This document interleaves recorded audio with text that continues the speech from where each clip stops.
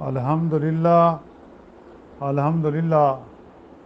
وکفیٰ وسلام علی عبادہ الذین اصطفیٰ اما بعد اعوذ باللہ من الشیطان الرجیم بسم اللہ الرحمن الرحیم سبحان الذی خلق الازواج کلہا مما تنبت الارض ومن انفسہم ومما لا یعلمون۔ وہ پاک ذات ہے جس نے ہر چیز کے جوڑے جوڑے پیدا کیے، خواہ وہ زمین کی اگائی ہوئی چیزیں ہوں، خواہ خود ان کے نفوس ہوں، خواہ وہ چیزیں ہوں جنہیں یہ جانتے بھی نہیں۔ وآیۃ لہم اللیل نسلخ من النہار فإذا ہم مظلمون۔ اور ان کے لیے ایک نشانی رات ہے جس سے ہم دن کو کھینچ دیتے ہیں تو وہ یکا یک اندھیرے میں رہ جاتے ہیں۔ سبحان ربک رب العزت عما یصفون وسلام علی المرسلین والحمد للہ رب العالمین۔ اللہم صلی علی سیدنا محمد وعلی آلہ وصحبہ وسلم۔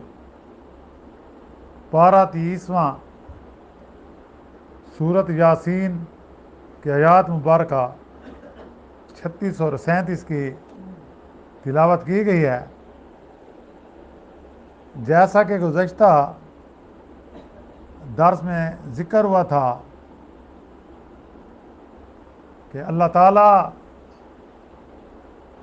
آپ کے لیے جب زمین خشک ہو جاتی ہے تو اس کو زندہ کر دیتے ہیں، مراد کہ بارش برساتے ہیں، اور اس طرح وہ قابل کاشت ہو جاتی ہے، اس سے غلہ نکلتا ہے، قسم قسم کی سبزیاں، قسم قسم کے میوہ جات، اور خصوصاً 2 پھلوں کا ذکر ہوا، کھجور کا اور انگور کا۔ اور پھر چشمے اللہ نے پیدا کیے جن کے میٹھے پانی سے تم لطف اندوز ہوتے ہو، تاکہ یہ تمہارا رزق ہے، تم ان کو کھاؤ اور اللہ کا شکر ادا کرو۔ آج جو آیات مبارکہ 2 پڑھی گئی ہیں کہ سبحان الذی، وہ ذات پاک ہے، خالق الازواج کلھا، جس نے ہر چیز کے جوڑے جوڑے بنائے، مما تنبت الارض ومن انفسہم مما لا یعلمون، یعنی کہ جو زمین سے اگتی ہیں چیزیں یا جو تمہارے نفوس سے ہوتی ہیں، اور کچھ چیزیں ایسے ہیں مما لا یعلمون کہ تم ان کے بارے میں جانتے بھی نہیں ہو۔ اب اس میں یہ دیکھیں جوڑے جوڑے اللہ نے پیدا کیے، صرف اللہ کی ذات واحد ہے، اکیلا ہے، باقی جتنی بھی چیزیں ہیں سب جوڑا جوڑا ہیں۔ حضرت آدم کو پیدا کیا تو اس کے ساتھ جوڑا حوا، پھر اس کے ساتھ نسل انسانی چلی۔ اسی طرح اسی کھجور کو دیکھ لو، اس کا بھی جوڑا نر اور مادہ ہوتا ہے۔ اسی طرح دوسرے پھلوں کو دیکھ لو۔ اب یہاں جوڑے جوڑے سے مراد بہت سے اقسام بھی ازواج میں آتے ہیں، یعنی کہ بہت سی قسمیں، لیکن اس میں یہ فلسفہ ہے کہ اللہ کی ذات واحد ہے۔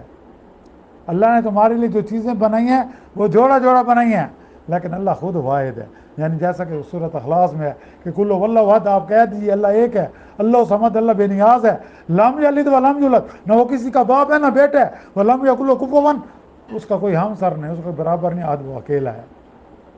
اور باقی جتنی چیزیں ہیں جوڑا جوڑا ہیں۔ یعنی انسانوں کی طرح زمین کے ہر پیداوار میں بھی ہم نے نر اور مادہ دونوں پیدا کیے۔ علاوہ ازیں آسمانوں میں اور زمین کی گہراؤں میں جو چیزیں تم سے غائب ہیں، اب ہمیں ہر چیز تو پتہ نہیں ہے نا۔ آپ دیکھتے ہیں کہ روز ٹیکنالوجی کی وجہ سے نئی نئی چیزیں ظاہر ہو رہی ہیں، نئی نئی چیزیں دریافت ہو رہی ہیں، نئی نئی چیزیں ایجاد ہو رہی ہیں۔ تو اس میں اللہ نے پہلے بتا دیا کچھ چیزیں جو آپ کو پتہ نہیں ہے، آنے والے وقت میں شاید اور چیزیں بھی ظاہر ہو جائیں جن کو ہمیں معلوم نہیں ہے، اور ایسی چیزیں ایجاد ہو جائیں جو ابھی ہمیں معلوم نہیں ہے۔ تو اس میں اللہ نے پہلے بتا دیا جن کا علم تم نہیں رکھتے۔ کیوں؟ ہر چیز کا علم اللہ کے پاس ہے۔ کیوں؟ کہ اللہ علیم بذات الصدور ہے، وہ دلوں کے بھید جاننے والی ہستی ہے۔ اور ان میں زوجیت اور نر و مادہ کا یہ نظام ہم نے رکھا ہے۔ اللہ تعالیٰ فرما رہے ہیں کہ نر اور مادہ جو بھی جوڑا ہے، جو بھی چیزیں ہیں، اور پس تمام مخلوق جوڑا جوڑا ہے، چاہے وہ جاندار ہے چاہے بے جان ہے، جوڑا جوڑا ہے. اور نباتات میں نر اور مادے کا بھی یہی نظام ہے. حتیٰ کہ آخرت کی زندگی، دنیا کی زندگی کے بمنزلہ زوج ہے، یعنی وہ بھی جوڑا جوڑا. اور یہ حیات آخرت کے لیے ایک عقلی دلیل بھی ہے. صرف ایک اللہ کی ذات ہے جو مخلوق کی صفت سے اور دیگر تمام کوتاہیوں سے پاک ہے، وہ اللہ کا کوئی زوج نہیں. جیسے بھی ہم نے سورۃ اخلاص میں پڑھا کہ لم یلد ولم یولد، یعنی اس کا ایک معنی یہ ہے نہ اللہ کی کوئی اولاد ہے نہ اللہ کسی کی اولاد ہے. مقصد کیا ہے؟ اللہ کی کوئی بیوی نہیں ہے، اللہ کی کوئی ماں نہیں ہے. تو اس لیے فرد صرف اللہ تعالیٰ کی واحد یکتا ذات واحد صرف اللہ کی ہے، اور باقی ہر چیز جو ہے اس کی جوڑا نہ جوڑا آپ کو مل جائے گا جب آپ تحقیق کریں گے. اب یہاں جوڑے سے مراد مختلف قسمیں بھی ہیں. سمندر میں دیکھ لو، ایک پانی ہے برزخ اللہ یبغیان، کہ اس میں اللہ نے ایک پردہ دے ایک پانی میٹھا ہے ایک کھاری ہے، لیکن آپس میں ملتے نہیں، اور ان میں جو پردہ ہے وہ ہمیں نظر آتا نہیں. اسی طرح یہ آخرت مرنے کے بعد کی زندگی پردہ ہے جو ہمیں آتی نہیں، ہماری سمجھ میں نہیں آتی. اور پھر فرمایا وایۃ لہم اللیل، اور تمہارے لیے نشانی ہے رات میں، یعنی ان کے لیے ایک نشانی رات ہے. اور ناسلخ منہ النہار فاذا مظلمون، اور جس سے ہم دن کو کھینچ دیتے ہیں، یعنی کہ رات آتی ہے نا آہستہ آہستہ تاریکی چھاتی جاتی ہے، اور جب دن نکلتا ہے تو آہستہ روشنی پھیلتی ہے، اور جکا جک اندھیرے میں رہ جاتے ہیں. پھر جب سورج غروب ہوتا ہے تو دن ہم بالکل کس میں رہ جاتے ہیں؟ اندھیرے میں رہ جاتے ہیں. تو یہاں یہی ذکر ہے، یعنی ہر ایک اپنے مدار پر چل رہی ہے. زمین ہے اپنے مدار پر گردش کر رہی ہے، چاند ہے اپنے مدار پر گردش کر رہے ہیں، اس طرح دوسرے سیارے ہیں، اس طرح سورج بھی اپنے مدار پر گردش کر رہے ہیں. پہلے یہ نظریہ تھا کہ زمین ساکن ہے، سورج بھی چکر لگاتا ہے، لیکن اللہ نے پہلے بتا دیا کہ ہر چیز اپنے مدار پر 1400 سال پہلے گردش کر رہی ہے.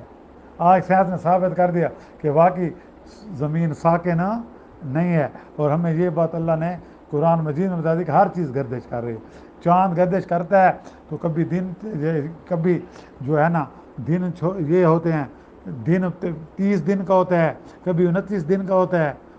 چاند جو ہماری زمین کا ہے وہ زمین کے چکر لگاتا ہے، اور اللہ نے ہمارے لیے کیوں یہ نظام قائم کیا؟